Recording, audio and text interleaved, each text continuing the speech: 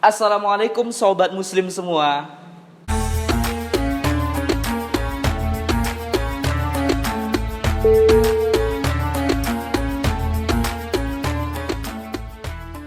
Alhamdulillah, salatu wassalamu ala rasulillah wa ala alihi wa sahbihi wa mawala wa la hawla wa la quwata illa billah. Amma ba'du, bersyukur kita kepada Allah, bersalawat kita kepada Nabi besar Nabi Muhammad sallallahu alaihi wasallam.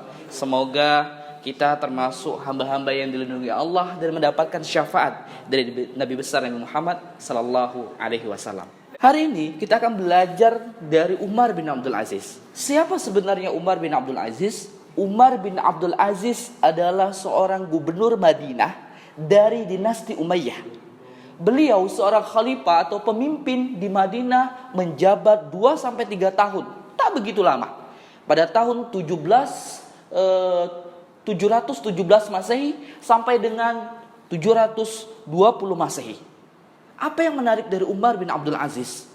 Umar bin Abdul Aziz adalah pemimpin yang sangat terkenal dengan keadilannya dan terkenal dengan kemakmuran daerahnya ketika beliau memimpin.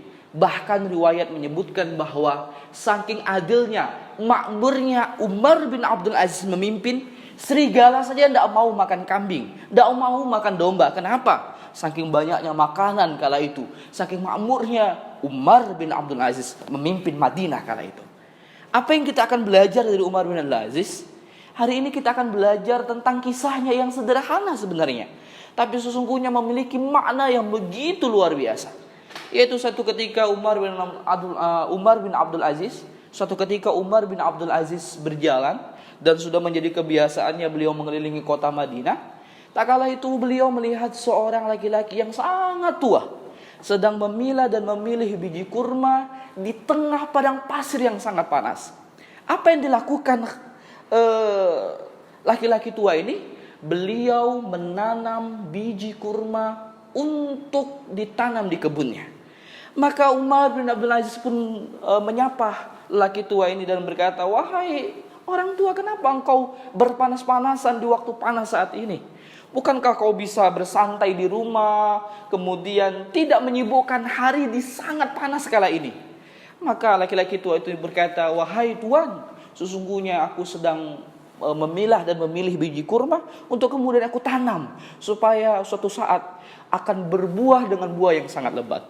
Kemudian dengan sederhana Umar bin Abdul Aziz bertanya, "Wahai kakek tua, kenapa engkau menanam biji kurma sementara usiamu sudah sangat tua? Bukankah kau tak berpikir bahwa sesungguhnya ketika kau menanam biji kurma itu, kau tak akan pernah merasakan atau menikmati dari kurma yang kau tanam itu? Karena sesungguhnya pohon kurma yang ditanam akan butuh waktu yang sangat lama sampai dia tumbuh dan berbuah. Dan dipastikan kau tak akan menikmati buah kurma yang telah kau tanam itu." Maka laki-laki tua ini berkata, "Wahai tuan, demi Allah, benar, sesungguhnya ketika aku tanam biji kurma ini, aku dipastikan tidak akan merasakan manisnya, lezatnya dari pohon kurma atau buah kurma yang kutanam ini. Tapi suatu saat anak cucuku, atau kalaupun bukan anak cucuku yang merasakannya, suatu saat ada orang yang singgah di kebunku, kemudian dia mencicipi dan menikmati pohon kurma, buah kurma yang aku tanam kala ini."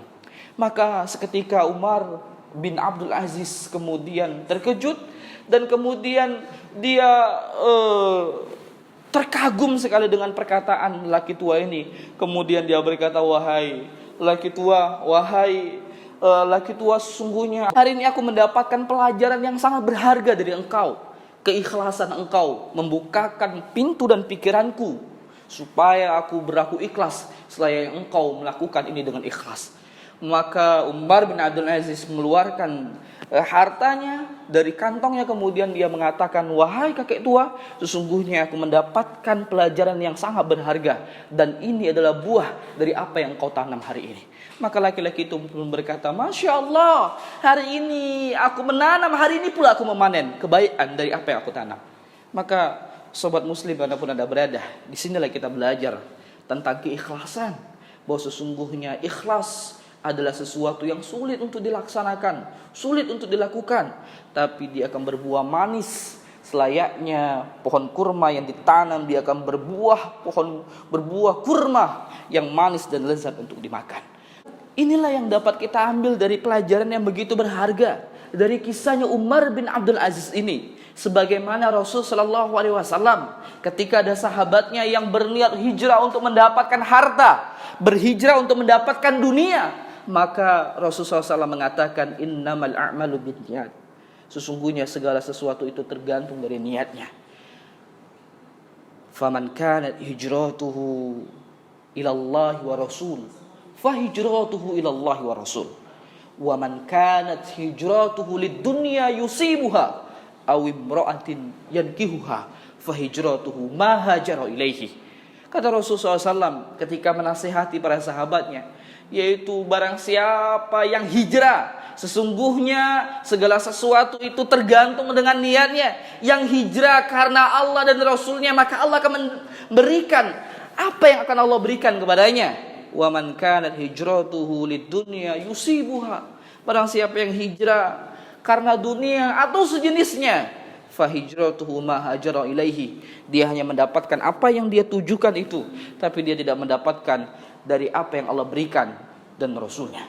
Maka saudaraku yang dimuliakan oleh Allah Subhanahu wa taala, ikhlas. Ikhlas inilah yang kemudian akan menggantikan sesuatu yang buruk menjadi yang baik. Ikhlas inilah yang akan menjadikan amal ibadah kita itu diterima atau tidak. Siapa yang tak ikhlas, amal ibadahnya tak diterima. Siapa yang ikhlas, amal ibadahnya diterima di sisi Allah Subhanahu wa taala. Sebagaimana yang kita sering dengarkan dari Rasul, sebagaimana yang kita pernah dengar dari Rasul sallallahu alaihi wasallam. Kata Rasul sallallahu alaihi wasallam, "Kam min sha'imin laisa lahu min siyamihi ilal ju'i wal atas, wa kam min qa'imin laisa lahu min qiyamihi ila sahar." Berapa banyak kata Rasulullah SAW orang yang puasa, capek, pagi dia sahur, maghrib dia buka puasa, letih badannya, capek, haus, lapar, tapi dia tidak mendapatkan apa-apa dari puasanya tersebut kecuali hanya lapar dan dahaganya saja yang dia dapatkan.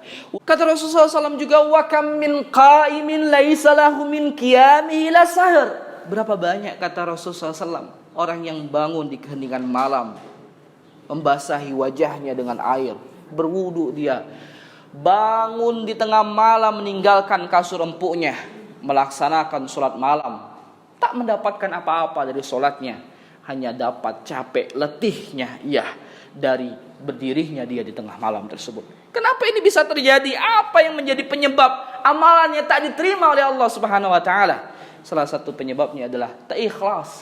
Tak ikhlas dia semata-mata melakukan amal ibadahnya bukan karena Allah Subhanahu wa taala, pengen dilihat oleh orang banyak, pengen dinilai oleh orang banyak, pengen dianggap baik di hadapan orang lain. Inilah yang kita lampak saat ini.